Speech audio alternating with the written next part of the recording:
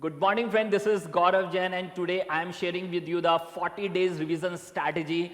This is for November 2023. This is the last attempt for old course. तो old course का ये last attempt है, तो अपना पूरा 100% फोकस हमें रखना है.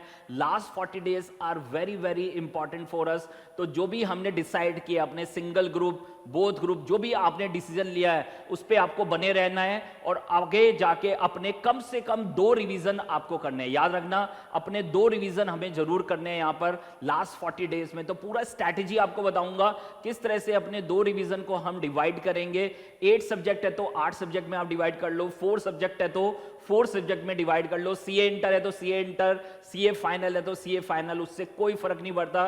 स्ट्रैटेजी एकदम वेरी क्लियर है, बहुत क्लियर है स्ट्रैटेजी वहां पर कि आपको किस तरह से पूरे पैटर्न को फॉलो करना है. तो 40 days are very very important for us. उससे पहले आपने ज्यादा फोकस करके नहीं पढ़ा है, कम टाइम पढ़ा है, कोई दिक्कत नहीं है. बट अगर लास्ट के 40 डेज में अगर आपने अपना 100% दिया, अपना पूरा 100% आपने अचीव किया, तो डेफिनेटली आपको सक्सेस मिलेगी. तो जिन लोगों ने अभी तक बहुत फोकस होकर स्टडीज नहीं की है, बट लास्ट के अगर 40 डेज में अगर वो अपना 100% 200% देंगे, तो definitely they will achieve their target. तो यहां पर 4 चीजें मैं यहां पर कवर करूंगा इस पूरी स्ट्रैटेजी के अंदर. सबसे पहले रिवीजन डेज पर सब्जेक्ट, कि हर सब्जेक्ट को कितना रिवीजन टाइम देना है. 2 रिवीजन के लिए मैं हमेशा बोलूंगा कि लास्ट के 40 डेज में आपको एटलीस्ट 2 रिवीजन करने हैं. तो उसमें किस तरह से हम कैसे डेज को डिवाइड करेंगे वो मैं आपके साथ डिस्कस करूंगा. साथ में 1 डे शेड्यूल. 1 डे शेड्यूल क्या रहेगा, एक दिन आपको कैसे कैसे पढ़ना है, कैसे कैसे टाइम डिवोट करना है, 12 से 14 घंटे अपने वहां पर डिवोट करना है. तो वो किस तरह से वहां पर हम उसको डिवोट करेंगे, तो पूरा 1 डे शेड्यूल आपके साथ डिस्कस होगा. साथ में मेरा एसएफएम सब्जेक्ट है, तो मैं डेफिनेटली एसएफएम का पूरा रिवीजन सीरीज एक पैटर्न आपको बताऊंगा एग्जांपल के तौर पे कि कैसे एसएफएम को रिवाइज करना है, 2 रिवीजन में कैसे उसको डिस्ट्रीब्यूट करा है, किस तरह से हर टॉपिक को कितना कितना टाइम देके क्या करना है, रिवाइज करना है. तो जैसे एसएफएम के लिए मैं आपको बता रहा हूं, सेम आपको फॉलो करना है अपने अदर सब्जेक्ट्स के लिए, एफआर के लिए, ऑडिट के लिए, लॉ के लिए. सीए इंटर वाले हैं तो सीए इंटर वाले अपना पूरा वहां पर डिवोशन देंगे, एक एक वहां पर अपने टॉपिक वाइज अपना टाइम डिवोट करेंगे. ठीक है. साथ में लास्ट में मैं आपको बताऊंगा कि वहां पर आपको इस पूरे रिवीजन्स में आपको क्या क्या रिवाइज करना है, वो भी बहुत इंपॉर्टेंट है. पूरा पूरा सब्जेक्ट रिवाइज नहीं करना है, तो वो पूरी चीजें मैं आपके साथ डिस्कस करूंगा. तो this is in the series, जो ये पूरी मैं आपको बताऊंगा, रिवीजन पैटर्न आपको पूरा बताऊंगा. तो ये चारों चीजें यहां पर हम कवर करेंगे अपनी इस वीडियो के अंदर. तो this is very very important कि आपका फोकस होना चाहिए कि वो 40 डेज में किस तरह से अपने टारगेट को क्या करना है, अचीव करना है. तो देखिए, सबसे पहले यहां पर आपके पास वी हैव ऑलमोस्ट, अगर हम बात करेंगे 40 डेज हैं, और 40 डेज में अगर कम से कम 12 घंटे तो आप पढ़ोगे. मैं हमेशा 12 to 14 आवर्स ही लिखता हूं कि वहां पर 12 से 14 घंटे आपको देने ही देने हैं, उससे कम पे काम चलने वाला नहीं है. This is very very important कि 12 घंटे 14 घंटे कम से कम आपके लगने चाहिए. तो कहीं जाके आपके पास सिर्फ 480 500 आवर्स हैं एवरेज. अगर मैं मान के चलूं 500 आवर्स आपके पास हैं, तो उसको बहुत अच्छे से वहां पर डिवोट करना है, बहुत अच्छे से यूटिलाइज करना है, जिससे कि हम दोनों रिवीजन अपने कंप्लीट कर सके. ठीक है. तो बहुत इंपॉर्टेंट ये यहां पर इंपॉर्टेंट आपके पास वीडियो है कि आप अच्छे से अपने टाइम को सही तरीके से वहां पर यूटिलाइज करें, सही तरीके से उसका शेड्यूल बनाएं और सही तरीके से उसको वहां पर फॉलो करें. तो वो भी बहुत इंपॉर्टेंट है. अगर आपके 8 सब्जेक्ट हैं तो आपके पास एवरेज एक सब्जेक्ट के लिए सिर्फ 60 to 70 आवर्स ही हैं, इससे ज़्यादा नहीं है. याद रखना, 60 to 70 आवर्स ही आप एक सब्जेक्ट को दे सकते हैं. तो यहाँ पर मेरे पास, मैंने आपको पहले बताया कि 2 रिवीजन की रिक्वायरमेंट है. बहुत इंपॉर्टेंट है कि 2 रिवीजन आपके हो जाने चाहिए. 2 रिवीजन होंगे तभी वहां पर आपकी प्रोबेबिलिटी लेवल्स क्या होंगे, इंक्रीज होंगे. तो वो आपको ध्यान रखना है, 2 रिवीजन कम से कम चाहिए. तो सबसे पहले मैं आपको बता रहा हूं ये 12 आवर्स कैसे यूटिलाइज करने हैं. ठीक है. तो this is 1 day schedule. 1 day schedule के बारे में डिस्कस कर रहा हूं कि आपको 12 से 14 घंटे कैसे यूटिलाइज करने हैं, कैसे अपना शेड्यूल बनाना है. और जो भी शेड्यूल आप बनाएं बिल्कुल सेम फॉलो करें, हर दिन सेम फॉलो करें. अगर मॉर्निंग में आप 6 बजे उठ रहे हैं तो 6 बजे ही डेली उठें, तभी ये फॉलो होगा, तभी ये पूरा पैटर्न क्या होगा, फॉलो होगा. और सेम पैटर्न को अगर 40 डेज तक फॉलो करोगे तो डेफिनेटली आपके जो भी टारगेट्स आपने लिखे हैं वो डेफिनेटली अचीव होने वाले हैं. ठीक है. तो अपने जो भी आप शेड्यूल बनाएं, मैंने अबाउट 6 बजे मॉर्निंग में आपको उठाया है और मुझे लगता है कि 6 बजे सही टाइम है, 5 बजे भी उठ सकते हैं, 4 बजे भी उठ सकते हैं, डिपेंड्स आपकी किस लेवल की एफिशिएंसी है, किस लेवल पे आप करते हैं। जैसे मैं अपने बारे में बताऊं, मैं मॉर्निंग में डेफिनेटली अर्ली स्टार्ट करता हूं, जिससे मैं पूरे दिन को सही से यूटिलाइज कर सकूं, और मैं समझता हूं आपको भी वही करना चाहिए। मॉर्निंग में जल्दी उठना है, क्योंकि 24 आवर्स है, आप जैसे मर्जी यूटिलाइज करो, उससे कोई फर्क नहीं पड़ता, रात दिन कोई मैटर नहीं कर रहा। लास्ट के 40 डेज में कोई मैटर नहीं करता रात कब है दिन कब है, आपको सिर्फ पढ़ना है, और यही आपका टारगेट होना चाहिए कि लास्ट के 40 डेज में अपना 100-200% वहां पर क्या करना है, डिवोट करना है। ठीक है, तो इसलिए मैं हमेशा बोलता हूं कि आप अर्ली मॉर्निंग स्टार्ट करें। अगर आप 6 बजे से भी स्टार्ट कर रहे हैं तो फर्स्ट स्लॉट आपका 2 से 3 घंटे का आपका स्लॉट होना चाहिए, 2.5-3 घंटे का आपका स्लॉट होना ही चाहिए पहला स्लॉट, क्योंकि आपका फ्रेश माइंड है, आप सो के उठे हैं, और डेफिनेटली 3 घंटे आपको स्ट्रिक्ट होके वहां पर आपको पढ़ना है। ठीक है, उसके बाद फिर वापस आप दोबारा आएंगे, 9-9:30 बजे स्टार्ट करेंगे, 11-11:30 वापस 2 घंटे आप वहां पर डिवोट करेंगे। कम से कम एक बार में 2 घंटे पढ़ना है। अब वहां पर आपका ये लेवल नहीं है कि आप आधा 1 घंटा पढ़ें फिर रेस्ट करें, नहीं सर, एटलीस्ट 2 घंटे आपको डिवोट करने हैं। ठीक है, then next we have 12 to 2, 4 to 6:30 वापस, ये यहां पर ब्रेक टाइम है, बड़ा ब्रेक टाइम है, और ये बड़ा ब्रेक टाइम है आपके रेस्ट करने के लिए। ठीक है, आपको सोना है यहां पर, इन बिटवीन आपको 2 घंटे के करीब आपको सोना ही है, जिससे आप वहां पर वापस एनर्जी गेन कर सकें और वापस अपने टाइम को यूटिलाइज कर सकें। तो this is very very important कि यहां पर आपको सोना ही है। ठीक है, 1-2 घंटे का रेस्ट लेना ही है। साथ में आपके पास वापस 4 to 6:30 या हम कहेंगे 2 से 3 घंटे का वापस एक स्लॉट देना है। फिर वापस 7 to 9, 10 to 12:30, जो भी आपका वहां पर सोने का टाइम है, अकॉर्डिंगली मॉर्निंग में आप कितने बजे उठते हैं। ठीक है, तो टोटल मुझे लगता है 6-7 घंटे की अगर आप नींद ले रहे हैं, सो रहे हैं अच्छे से, एनफ, मोर देन एनफ है। तो 6-7 घंटे बहुत हैं वहां पर सोने के लिए। उसके अलावा आपको सिर्फ पढ़ना ही है, there is no other activity, किसी अदर एक्टिविटी में आपको नहीं जाना है, सिर्फ पूरा फोकस किस पे रखना है, अपने एग्जाम पे रखना है। ठीक है, तो अगर मैं लेके चलूं तो this is about 13 to 14 hours आप इजीली दे सकते हैं, क्योंकि अब ना कोई ऑफिस है, ना कोई अदर क्लास है, कोई अदर एक्टिविटी नहीं है, आपको पूरा 100% फोकस किस पे रखना है, अपनी स्टडीज पे रखना है। ठीक है, तो this is very very very important कि अपना पूरा शेड्यूल बहुत अच्छे से फिक्स करें, और 40 डेज सेम शेड्यूल को क्या करना है, फॉलो करना है। ठीक है, साथ में मैं हमेशा लिखता हूं कोई पार्टी नहीं जाना, कुछ भी रिश्तेदार का कुछ भी होता रहे, कहीं नहीं जाना है आपको। आपके लिए सबसे इंपॉर्टेंट चीज पता क्या है, आपके एग्जाम से। ठीक है, कोई पार्टी नहीं होने वाली, कोई रिश्तेदार हो, कोई बहन भाई की शादी हो, सबको वहां पर हमें अवॉइड करना है, मुझे बिल्कुल नहीं जाना है। ठीक है, साथ में नो मोबाइल्स। ठीक है, जब भी आप पढ़े मोबाइल आपका स्विच ऑफ होना चाहिए, और डेफिनेटली 40 दिन के लिए तो बंद करके रख दो, कोई जरूरत नहीं है, कोई आपको फोन करने वाला नहीं है सर, याद रखना, आपको कोई फोन नहीं कर रहा, तो इसलिए आप उसके लिए बिल्कुल परेशान ना हो।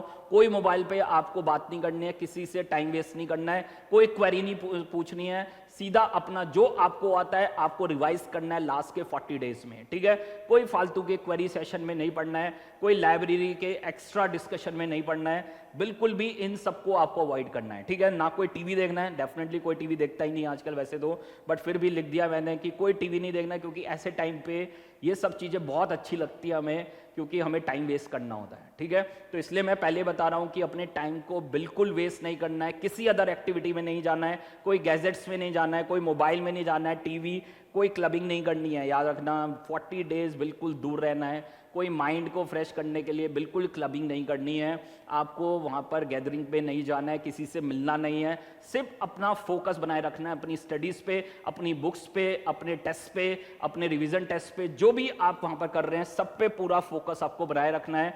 तो 1 डे शेड्यूल में आप इस तरह से अपना पूरा शेड्यूल बना सकते हैं, और ये आपको 40 डेज सीधा क्या करना है, फॉलो करना है। अगर पहले दिन 6 बजे उठ रहे हैं तो अब आप बना लो कि डेली मुझे 6 बजे ही उठना है। ठीक है, उसी हिसाब से अपने 24 आवर्स को क्या करना है, यूटिलाइज करना है। तो this is the first strategy जो मैंने यहां पर आपके साथ डिस्कस की, and this is the 1 day strategy, किस तरह से वहां पर अपने को पूरा फॉलो अप करना है, चीजों को वहां पर अपने टाइम को वहां पर यूटिलाइज करना है। ठीक है, नाउ द नेक्स्ट वन, जो नेक्स्ट स्ट्रैटेजी है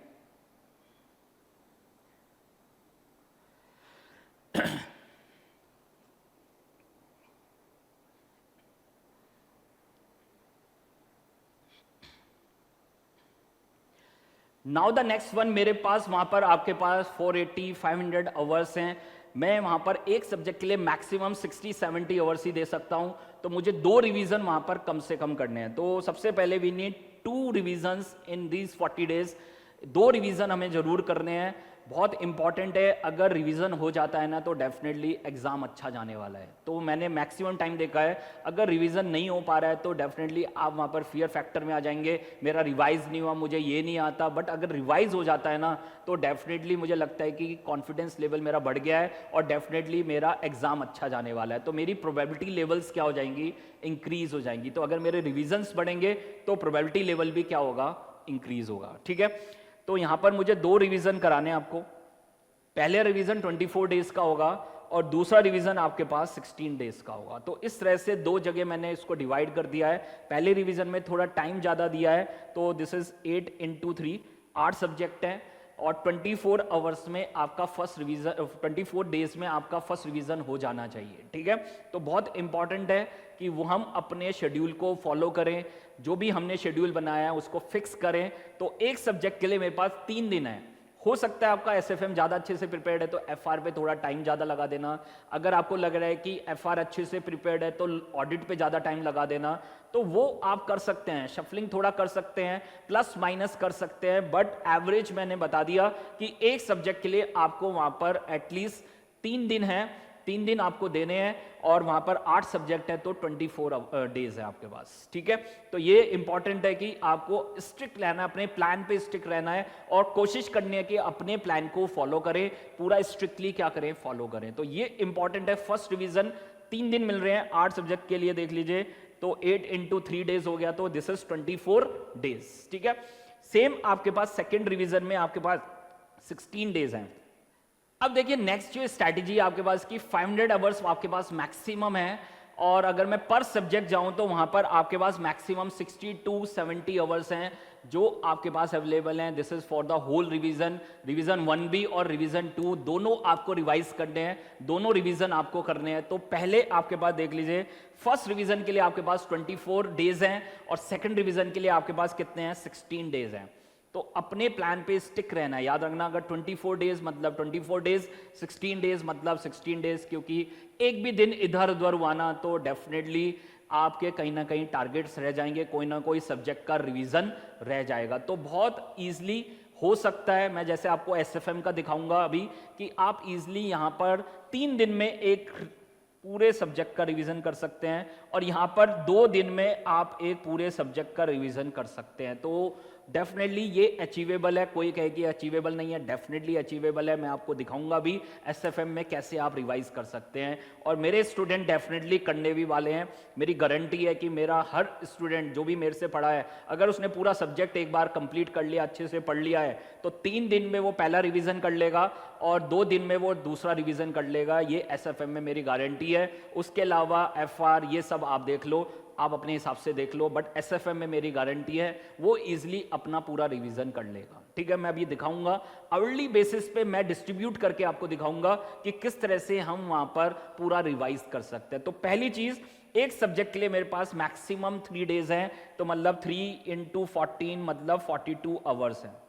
तो 42 आवर्स को we have to distribute as per the subject, जो भी आपके सब्जेक्ट के अंदर टॉपिक्स हैं उसको हम क्या कर लेंगे, डिवाइड कर लेंगे। ठीक है, तो देखिए 24 days first revision and second revision for 16 days, पर सब्जेक्ट यहां पर 3 डेज है और यहां पर सब्जेक्ट आपके पास एवरेज 2 डेज है। हाँ, एक चीज आप कर सकते हैं, अगर मान लो एफआर में बहुत अच्छी प्रैक्टिस है पहले से ही, थोड़ा टाइम वहां पर मेरे पास एक्स्ट्रा है तो मैं ऑडिट को दे सकता हूं। ठीक है, मेरे पास एसएफएम में एक्स्ट्रा टाइम है तो मैं लॉ को दे सकता हूं।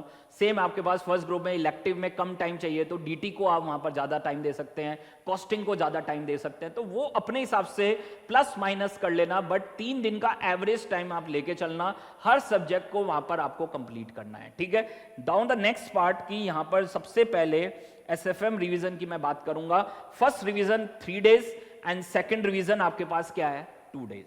ठीक है, तो ध्यान से देखना, यहां पर मेरे पास मैक्सिमम 42 आवर्स है और यहां पर मैक्सिमम आपके पास 28 आवर्स है। तो किस तरह से हम रिवीजन कर सकते हैं, तो देखिए डेरिवेटिव्स, इंपॉर्टेंट चैप्टर है derivative, futures and option.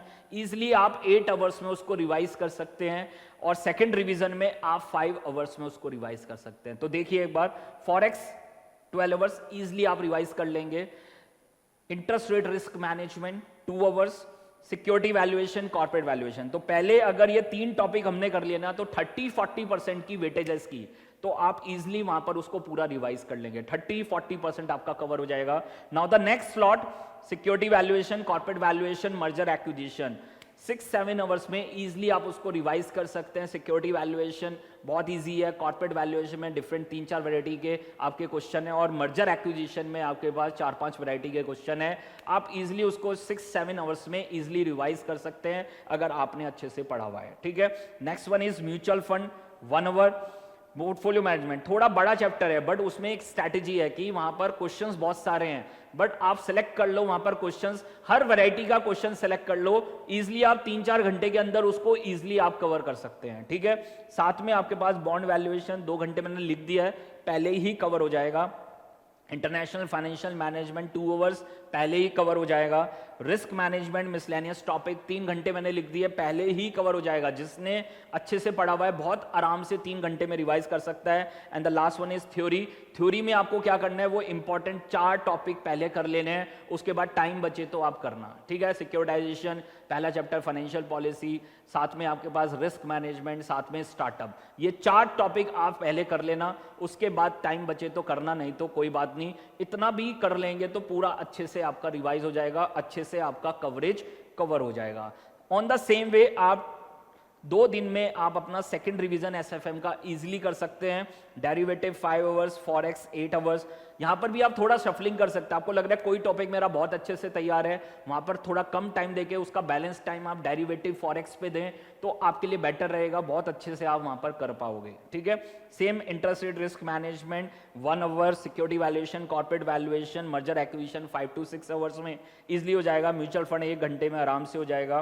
Portfolio management 2 hours, bond valuation 1.5 hour, international financial management 1 hour, risk management 1.5 hour and theory आपके पास 2 घंटे में इजिली रिवाइज हो जाएगी, ठीक है। तो ये 28 आवर्स का हो गया और ये स्ट्रैटेजी आपके पास 42 आवर्स की हो गई। तो बहुत इजिली आप अपना रिवीजन कर सकते हो और इजिली मैं इसलिए बोल रहा हूं क्योंकि आप ऑलरेडी पहले पढ़ चुके हैं, सिर्फ आपको रिवाइज करना है। अब इस रिवीजन में करना क्या क्या है, सबसे पहले आपको नोट्स रिवाइज करने हैं, फटाफट अपने नोट्स रिवाइज करने हैं। जो भी नोट्स मैं आपको लिखवाता हूं एसएफएम की बता रहा हूं, आपको वो पहले नोट्स रिवाइज करने हैं चैप्टर वाइज, और फिर उसके वहां पर इंपॉर्टेंट क्वेश्चन की जो मैं आपके साथ लिस्ट शेयर करूंगा वो क्वेश्चंस आपको करने हैं। वो कोई इंपॉर्टेंट नहीं है, वो बेसिकली आपके सारे कॉन्सेप्ट्स को क्या कर रहे हैं, कवर कर रहे हैं, तो वो क्वेश्चंस आपको करने हैं। इसी तरह से आप एफआर में सेलेक्ट कर लें, इसी तरह से डीटी में, आईडीटी में, जो भी आपके कॉस्टिंग, जो भी आपके सब्जेक्ट हैं, जो भी टॉपिक्स हैं, उसमें आपको अपना इंपॉर्टेंट लिस्ट का मतलब यही है कि जहां पर जो क्वेश्चंस, जो पोर्शन आपका ज़्यादा बेटर आपके सारे कॉन्सेप्ट्स को कवर कर सके, वो सारा पार्ट आपको रिवाइज करना है। सारे 100% क्वेश्चन नहीं करने हैं। अगर आप 100% क्वेश्चन करने जाएंगे फिर कंप्लीट नहीं हो सकता ये रिवीजन। आपको नोट्स रिवाइज करने हैं, आपको important list of questions revise करनी है, साथ में आरटीपी, एमटीपी और पास एग्जाम में जो जो क्वेश्चन आपने टिक कर रखा है कि ये क्वेश्चन रिवीजन में करना है। मैंने आपको बताया था क्लास में स्ट्रैटेजी की, जब भी आप कोई भी क्वेश्चन करें, आपको लगे कि ये लास्ट टाइम पे रिवीजन में जाना है तो वही आप वहां पर क्वेश्चन करें, अदरवाइज सारा आरटीपी एमटीपी करने की बिल्कुल जरूरत नहीं है। साथ में एक टेस्ट आपको जरूर देना है, this is very very important. मैं बार बार इस चीज पे फोकस करूंगा कि जितना आप टेस्ट देंगे उतना बेटर रहेगा। तो अभी बहुत ज्यादा टाइम मेरे पास नहीं है, बहुत रिवीजन में ही मुझे अपना पूरा टाइम देना है, तो मैं बहुत ज्यादा टेस्ट देने में इन्वॉल्व नहीं होना है, बट मुझे एटलीस्ट एक सब्जेक्ट का 100 मार्क्स का टेस्ट जरूर देना है फॉर द सेल्फ इवैल्यूएशन। वो बेटर रहेगा, और बेटर यही रहेगा कि आप अभी 10-15 दिन में जैसे ही आप एक एक सब्जेक्ट रिवाइज करते रहें, वैसे ही आप वहां पर उसका टेस्ट भी देते रहें, तो कॉन्फिडेंस लेवल बढ़ जाएगा और हमारे लिए बेटर ही रहेगा।